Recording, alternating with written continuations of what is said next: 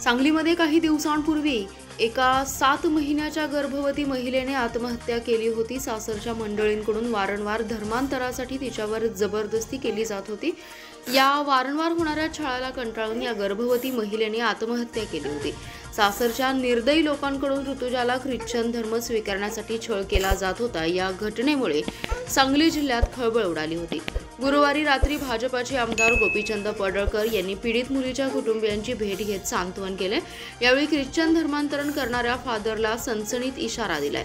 जबरदस्तीने धर्मांतराचा प्रयत्न केल्यास त्यांना ठोकून काढू, तसेच त्या फादरलाही धरून ठोकू, असा संतापजनक इशारा गोपीचंद पडळकर यांनी जबरदस्तीने धर्मांतरण करणाऱ्या टोळीला दिलाय। तसेच धर्मांतरण विरोधात कायदा करण्याची मागणीही त्यांनी केली आहे।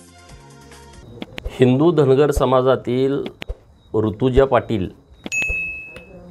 गुंडेवाडी तालुका मिरज इथं त्यांचं माहेरघर आहे। मी त्यांच्या घरी आई वडिलांना भेटण्यासाठी आलो आहे। अत्यंत दुर्दैवी आणि संतापजनक घटना ही 6 तारखेला घडलेली आहे। लॉकडाऊनच्या काळामध्ये जेव्हा लोक बाहेर पडत नव्हती, अशा काळामध्ये वधूवर सूचक मंडळाकडे काही नोंदी असतात आणि त्या नोंदीनुसार हा विवाह राजगे म्हणून जे गव्हाण तालुका तासगावमधले आहेत, जे कुपवाडमध्ये राहतात, मर्चंट नेव्हीमध्ये जो मुलगा कामाला आहे त्याचे वडील बँकेमध्ये कामाला होते, स्टेट बँकेमध्ये, आणि ते रिटायर झालेले आहेत। हिंदू धनगर म्हणून त्यांच्या बायोडाटामध्ये नोंद होती आणि मग त्यांचा विवाह ठरला, विवाह झाला। परंतु दुसऱ्याच दिवशी त्यांनी त्यांचे रंग दाखवायला सुरू केलं। ते ख्रिश्चन धर्मामध्ये परावर्तित झालेले होते, धर्मांतरण करून घेतलं होतं आणि तिथून पुढं सातत्यानं ऋतुजा हिच्यावरती दबाव टाकला जात होता की हिंदू धर्माच्या ज्या परंपरा आहेत, ज्या संस्कृती आहेत, ज्या चांगल्या चालीरीती आहेत किंवा देवपूजा आहे, हे ऋतुजानं नाकारलं पाहिजे आणि त्यांनी ख्रिश्चन धर्माप्रमाणे वागलं पाहिजे। परंतु वेल एज्युकेटेड असणारी ऋतुजा, जे BScचं तिचं शिक्षण झालं होतं, MPSCच्या काही एक्झाम तिनं दिल्या होत्या, तिनं ह्या सर्व गोष्टीला नकार दिला, ह्या सर्व बाबीला विरोध केला। आत्ता ती गर्भधारणा झाली होती, 7 महिन्याचं बाळ तिच्या पोटामध्ये होतं आणि डोहाळ जेवणाचा जो कार्यक्रम आपला हिंदू संस्कृतीप्रमाणे होतो, तो कार्यक्रम करायचा अशी तिची इच्छा होती। तिनं आईशी तशा पद्धतीनं बोलणं केलं होतं। 5व्या महिन्यामध्ये ती इकडं गुंडेवाडीला येऊन आई वडिलांना, भावांना, तिच्या वहिनीला भेटून गेली होती। परंतु हे हरामखोर तो जो पास्टर आहे, जो फादर आहे, तो सातत्यानं यांच्या घरी येत होता।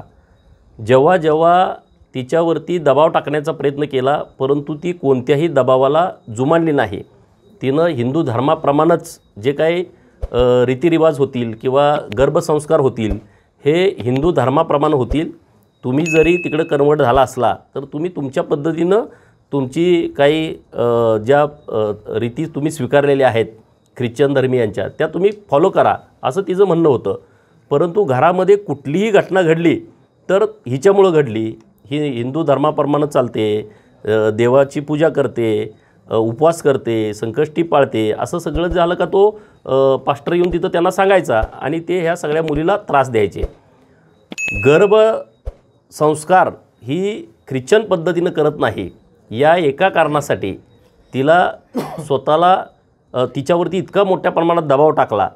परंतु धर्मवीर छत्रपती संभाजी महाराज ज्या पद्धतीनं त्यांच्या शरीराचे इतके हाल औरंगजेबानं केले, धर्मांतरण करा, मी तुम्हाला सोडून देतो, परंतु धर्मवीर छत्रपती संभाजी महाराज हे बदलले नाहीत। त्यांनी धर्म सोडला नाही, त्यांनी स्वतःचा जीव गमावला, परंतु धर्मांतरण केलं नाही।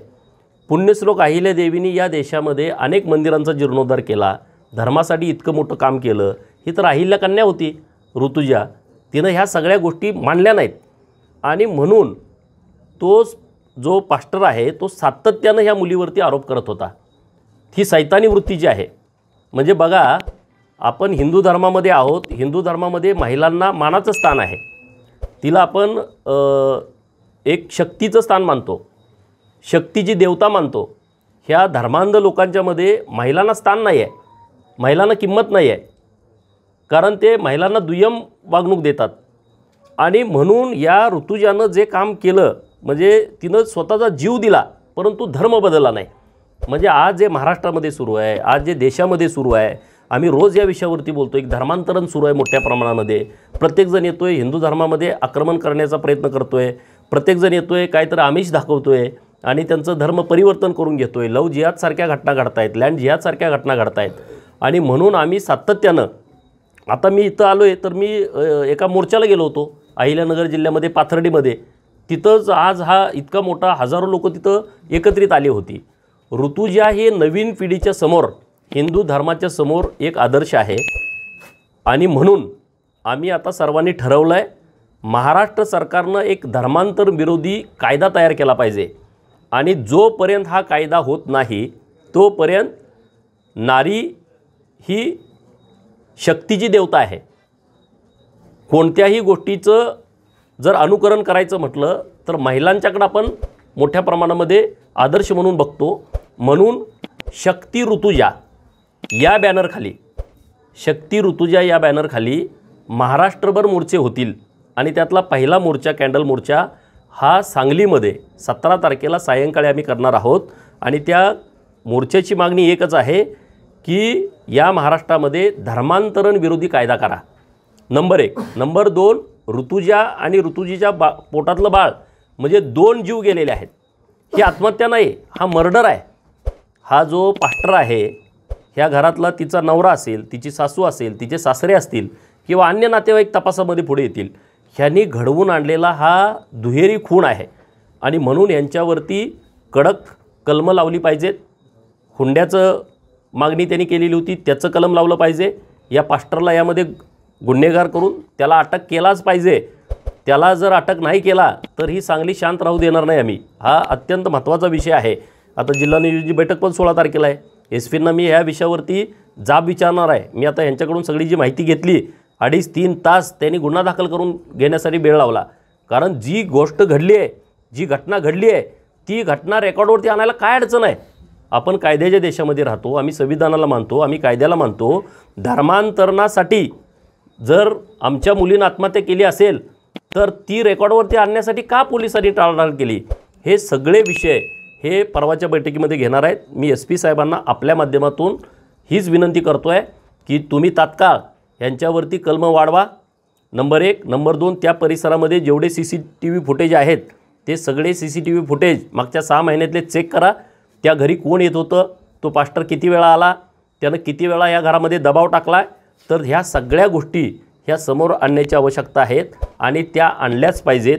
नाहीतर आम्ही अजिबात शांत बसणार नाही.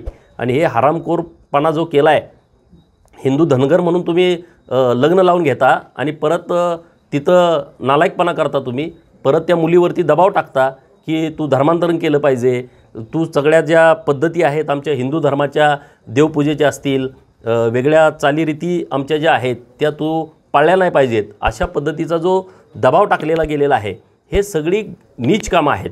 आणि असे बरेच प्रकार घडलेत. मला धनगर समाजातल्या लोकांना आव्हान करायचं आहे, जिथं जिथं कुठं अशा पद्धतीचं प्रकरणं झालेत त्या लोकांना ठोकून काढा. तुम्ही रिझर्वेशन घेता NTचं, नोकऱ्या घेता NTच्या रिझर्वेशनमधून आणि तिकडं तुम्ही धर्मांतरण केलं म्हणून सांगता. हे असले लाड अजिबात खपून घेतले जाणार नाहीत. सांगली जिल्ह्यामध्ये हे जास्त प्रकरणं सुरू आहेत. आणि हे जे पास्टर येत आहेत फादर, त्यांना पण मी सांगतो आहे, जोर जबरदस्तीनं जर कुठं धनगर समाजामध्ये किंवा हिंदू धर्मामध्ये धर्म परिवर्तन करण्याचा प्रयत्न केला तर तुम्हाला ठोकून काढलं जाईल. तुमची गाठ गोपीचंद पडळकरशी आहे. मला पूर्ण वेळ आता हेच काम आहे, मी दुसरं काम बघत नाही. अहिल्यादेवींनी जे धर्मासाठी काम केलं आहे, अखंड मोगलांनी त्यांच्या सगळ्या पिलावळींनी जेव्हा जेव्हा या हिंदू धर्मावरती आक्रमण करण्याचा प्रयत्न केला तेव्हा संरक्षणाचा पदर हा अहिल्यादेवीने धरलेला आहे. अखंड हिंदुस्थानामध्ये त्यांनी काम केलं आहे. आणि त्या अहिल्याची लेक यासाठी स्वतःचा जीव देते. तर ऋतुजानं दिलेला जीव, तिचं जे धर्मांतरणाच्या विरोधामध्ये जे काम होतं ते आम्ही वाया जाऊ देणार नाही. जलदगती कोर्टामध्ये ही केस चालवून ह्या लोकांना फाशीवरती चढवलं पाहिजे. तुम्ही त्या निष्पाप मुलीचा जीव घेतलेला आहे, कारण नसताना पोटातल्या बाळाचा जीव घेतलेला आहे. आणि त्यामुळे हे प्रकरण अत्यंत सिरियस आहे. महाराष्ट्रभर असे मोर्चे आता शक्ती ऋतुजा या नावाखाली, या बॅनरखाली महाराष्ट्रभर निघतील. जोपर्यंत धर्मांतरण विरोधी कायदा होणार नाही तोपर्यंत आम्ही सगळे शांत बसणार नाही. राज्याचे मुख्यमंत्री